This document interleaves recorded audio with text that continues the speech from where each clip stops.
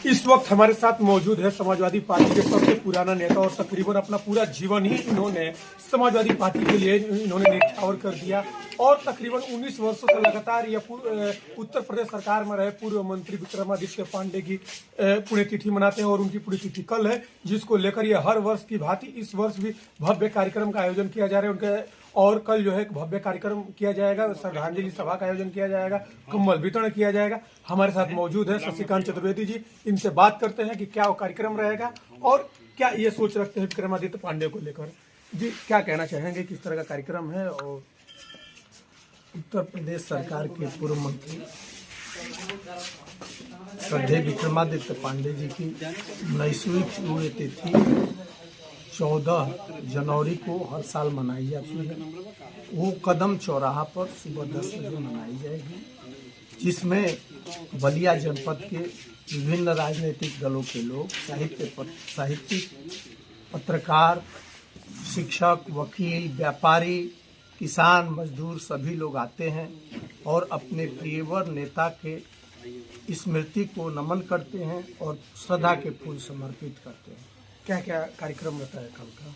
कल कार्यक्रम सभी लोग पुष्प अर्पित करते हैं और प्रसाद का वितरण होता है। कम्बल का भी आ जाते हैं, आवश्यकता के हिसाब से उनको दे दिया जाता है। जब उनकी मृत्यु हुई थी, देखा जाए कि मुलायम सिंह यादव जी ने काफी उनका किस तरह का योगदान रहा और वो बलिया भी आए थे, क्या रहा?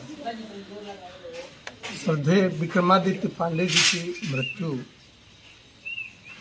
2007 में हुई, लखनऊ में हुई और मृत्यु रात को सोए तो सुबह उठे तो सोए ही रह गए।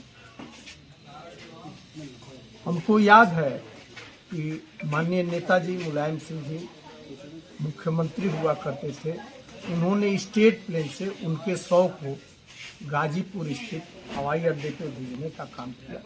वहाँ से हम लोग एम्बुलेंस से लेकर के आए और अगले दिन जब उनकी 100 यात्रा निकाली गई तो बलिया जनपद में हजारों की संख्या में व्यापारी, मजदूर, किसान, सभी सम्मानित लोग, साहित्यकार, पत्रकार, शिक्षक सभी लोग थे, रो रहे थे और नेताजी मुख्यमंत्री थे। वो कंधा देने के लिए माननीय मुलायम सिंह जी आए और कंधा देने का काम किए।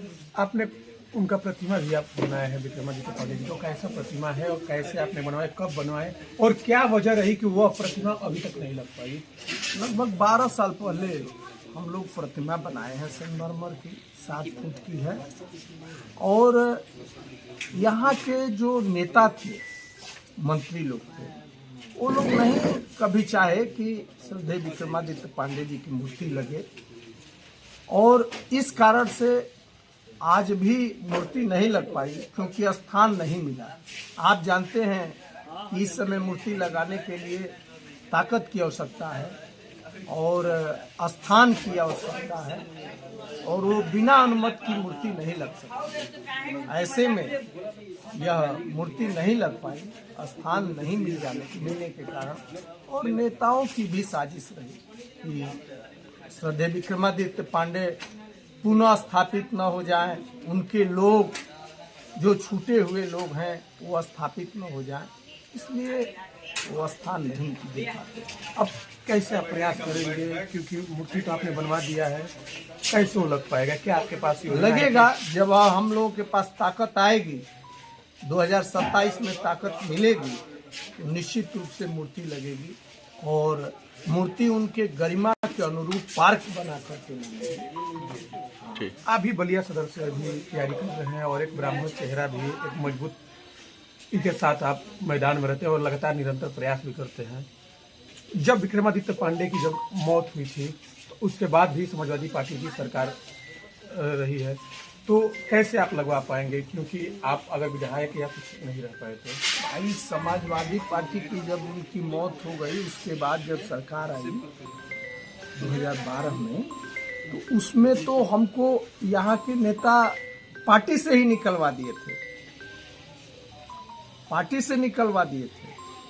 और बाद में 2017 में हम पार्टी में गए, जब वो लोग पार्टी छोड़ दिए थे और तब अखिलेश यादव जी हमको, हमारे राष्ट्रीय अध्यक्ष हैं जी ने पार्टी में हमको लिया और तब मैं हूँ।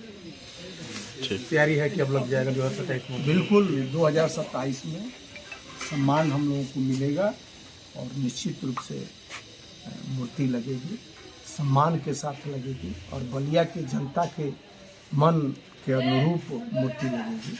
बहुत बहुत धन्यवाद आपका। ये थे शशिकांत चतुर्वेदी जी और इन्होंने कहा कि उनकी विक्रमादित्य पांडे का भी मूर्ति इन्होंने एक भव्य बनाकर रखा है और लगभग 12-13 वर्षों से मूर्ति उसी तरह पड़ा हुआ है और इनका दावा है कि जैसे ही 2027 में समाजवादी पार्टी की सरकार बनती है और ये बलिया सदर से विधायक होते हैं तो उस मूर्ति को जनता के अनुरूप और जनता के डिमांड पर उस मूर्ति को कहीं स्थान चिन्हित करके और पार्क बनाकर भव्य उनका प्रतिमा जो है स्थापित किया जाएगा। बलिया से जेके न्यूज के लिए उपेंद्र गुप्ता की रिपोर्ट।